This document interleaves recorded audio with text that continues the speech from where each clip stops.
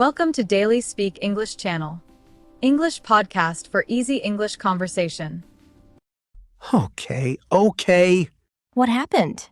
My manager. In the meeting, she said, "Daniel, can we talk after this?"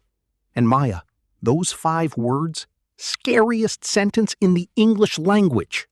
Can we talk after this?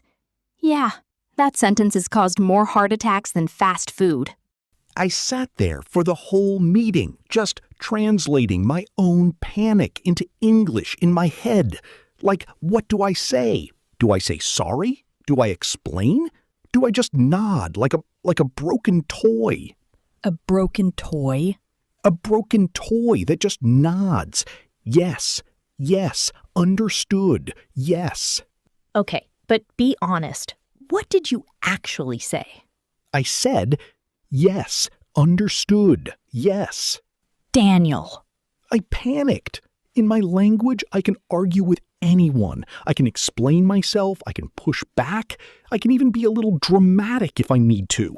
But in English, the moment things get emotional or difficult, my brain just shuts the door. Lights off. Nobody home.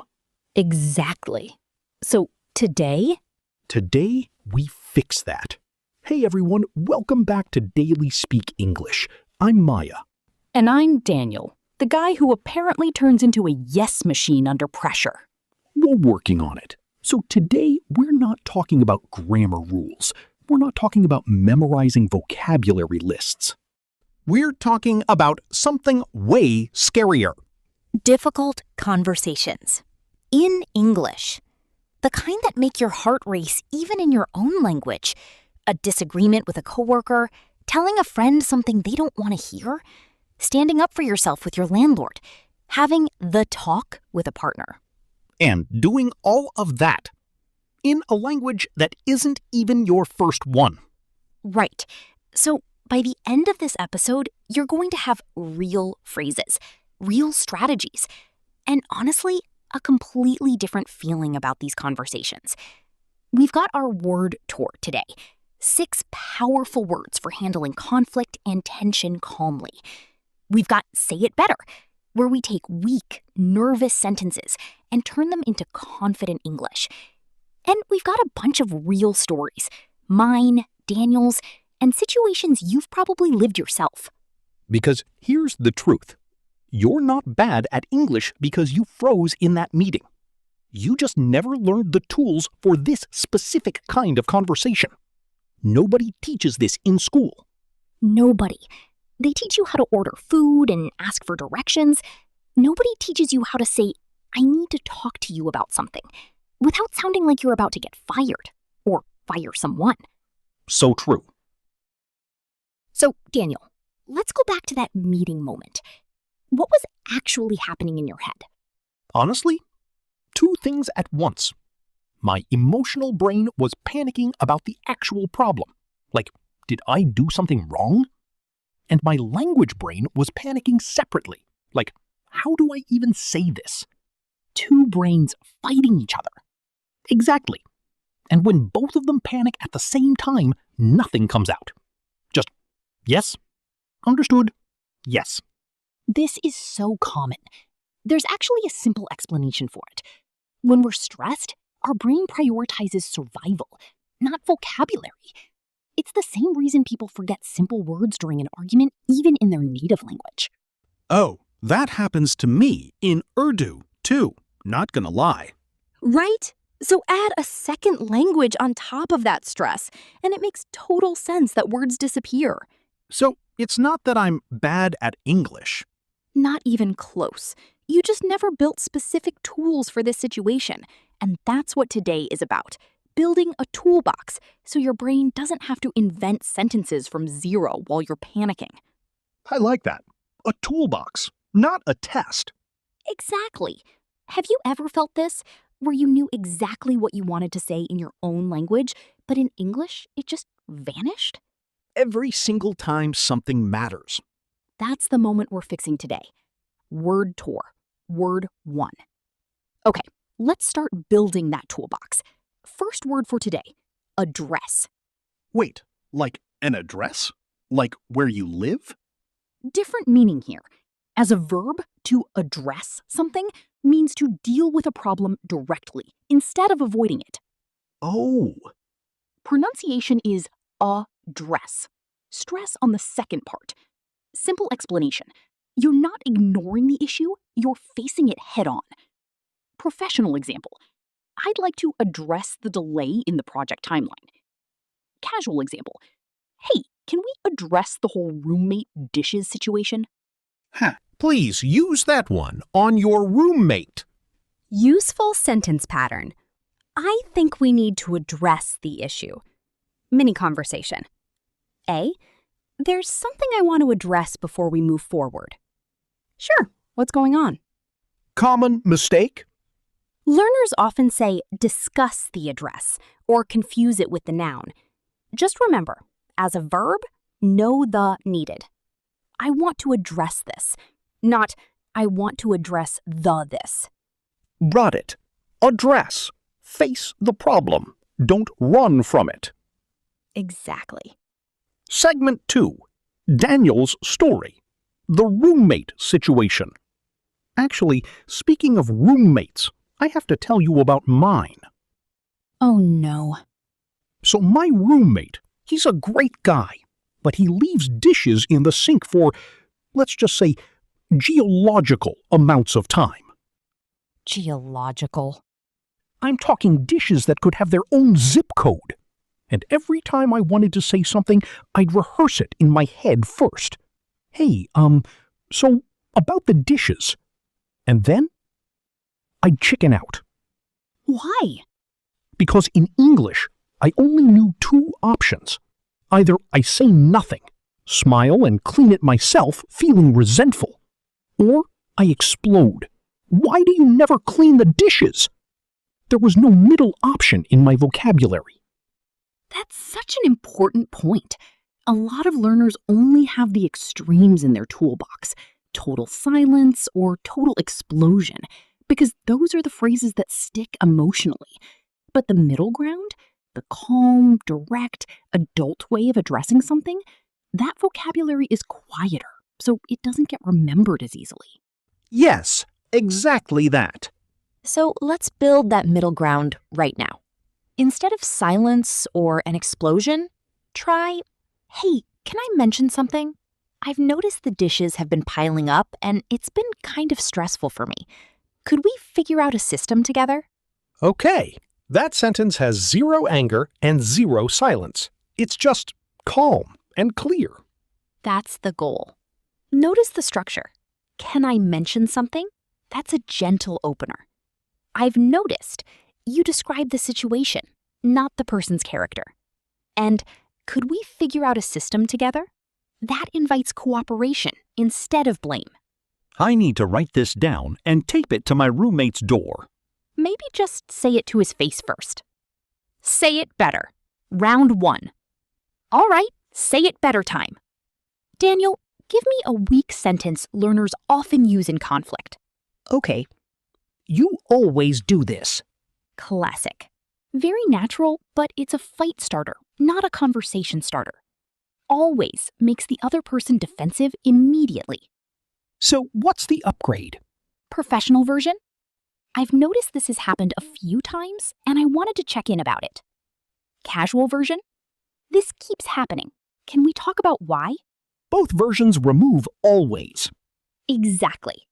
Always and never are like verbal landmines. They turn a conversation about a situation into an attack on someone's identity. Let's use it. Pretend I'm annoyed at you for being late. Go for it. Maya, I've noticed you've been late a few times this week, and I wanted to check in. Is everything okay? Oh, I didn't realize it was noticeable. Traffic's been rough, but thank you for asking instead of assuming. See? Nobody got defensive. Nobody yelled. That's the power of one small vocabulary shift. Next word.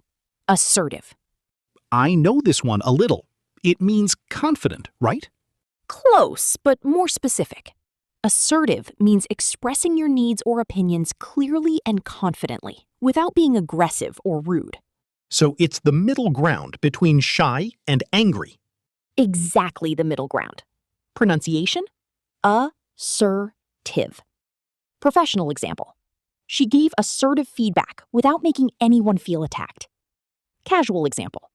I finally told him no, and it felt really assertive of me. Useful sentence pattern? I want to be assertive, not aggressive when I say this. Mini conversation. How did you tell your boss you couldn't work the weekend? I stayed calm and assertive. I just explained my reason clearly. Common mistake? People confuse assertive with aggressive because they sound similar. But assertive respects both people. Aggressive respects only your own side. Assertive, strong and respectful. Aggressive, strong and disrespectful. Perfect summary. Okay, quick recap for anyone just tuning in. We've learned address, meaning to face a problem directly, and assertive, meaning confident and clear without being aggressive. And the deeper insight here is this. Most difficult conversations don't fail because of what you want to say. They fail because of how you frame it. Calm framing, specific language, and avoiding words like always and never, that changes everything.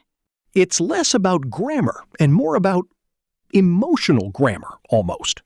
I love that phrase, emotional grammar. We should trademark that. Okay, my turn for a story. A few years ago, my landlord tried to raise my rent without proper notice.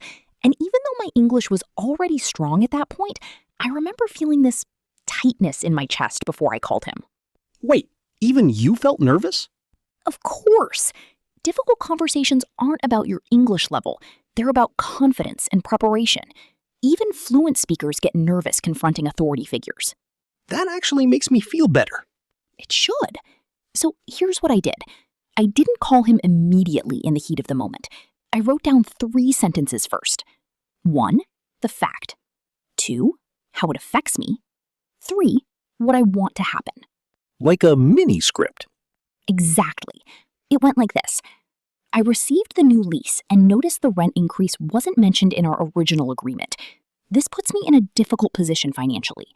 I'd like to understand the reason and see if we can find a fair solution together. That's so calm. No yelling, no crying, no drama. And that's the secret. Preparation removes panic. If you know your 3 sentences before the conversation starts, your brain doesn't need to invent English in real time while you're emotional. Fact, impact, request. That's a great little formula. Use it anytime you're nervous. Fact, impact, request. It works with landlords, bosses, partners, friends. Anyone. Word 3. Bring up. Like bringing something up physically? Phrasal verb here. To bring something up means to introduce a topic into conversation, especially a sensitive one. Oh, like, can I bring something up? Exactly. Pronunciation is natural. Just stress bring a little. Bring it up. Professional example? I wanted to bring up the budget concerns before the meeting ends. Casual example? Can I bring something up? It's been bothering me. Sentence pattern? I need to bring up topic with you. Mini conversation? A. There's something I want to bring up about last night. B. Okay, go ahead. I'm listening. Common mistake? Learners sometimes say bring on instead of bring up, but bring on means to cause something, often intense, like bring on the challenge. Totally different meaning. Noted. Bring up a topic. Bring on a challenge. Say it better, round 2. Daniel, another weak sentence. It's not fair. Very emotional, very natural, but a little vague and childish sounding in professional or serious context. Resolve the problem, not the person. Perfectly said. Segment 6. Putting it all together. All right, let's bring everything together with one full example. Daniel, let's role play. You're upset because I keep changing plans last minute. Oh, this is personal now. Just pretend. Okay. Hey, Maya, can I bring something up? I've noticed our plans have changed last minute a few times recently, and honestly, it's made it hard for me to plan my own schedule. I know things come up, so I just wanted to check in. Could we agree on a heads-up time, even just an hour before? I basically just used everything from today. That's the entire toolbox in one sentence. Address the issue, stay assertive, not aggressive, bring it up gently, stay diplomatic. Don't get defensive if the other person reacts emotionally, and aim to resolve it, not to win. 6 words, 1 real conversation. And in real life? You're right. I'm sorry. I didn't realize it was affecting you like that. An hour's notice sounds fair. I'll do better. See? Nobody cried. Nobody yelled. The relationship's actually stronger now. That's the whole point. Difficult conversations, done well, don't damage relationships. They build trust. So here's what I want you to remember from today. Difficult conversations aren't hard because your English isn't good enough. They're hard because nobody gave you the right tools. Until now. We covered 6 words: address, assertive, bring up, diplomatic, defensive, and resolve. We covered the fact, impact, request formula, the sandwich method, and how to survive silence without panicking. That's the goal. Here's your one practical action for this week. Pick one small conversation you've been avoiding. Not the biggest one, just one small one. And use just one phrase from today. Can I bring something up? That's it. Start small. Small conversations build big confidence. Exactly. If this episode helped you, tell us in the comments about a difficult conversation you're planning to have.